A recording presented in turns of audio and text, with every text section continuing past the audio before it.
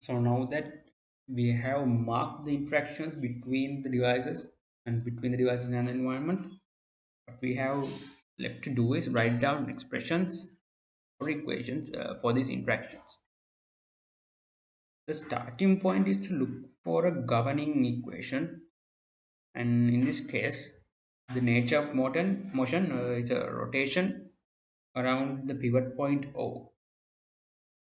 Newton's second law, or the rotation version of it, is the governing equation for this kind of rotary motion.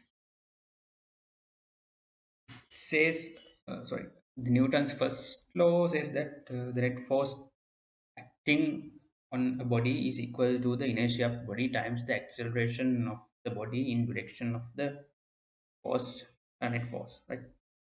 The rotation version of it states that the net torque acting on a rotating body is equal to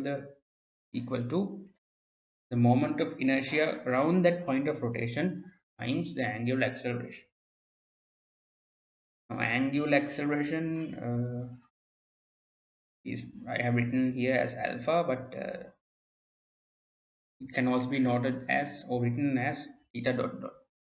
Since angular velocity is the first derivative of angular displacement, and angular acceleration is the second derivative of angular displacement, and according to a free body diagram, angular displacement is denoted by theta, and the equation which describes the governing equation is our first equation. Now we have to develop an expression for resulting torque, which is the left hand. We'll begin with the left hand side of the first equation.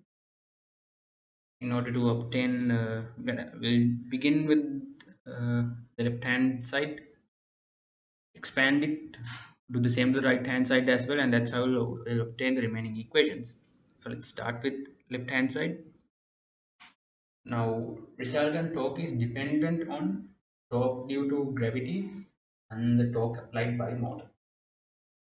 Gravitational torque can be written down as the force times the perpendicular length of the line of action from the pivot point O.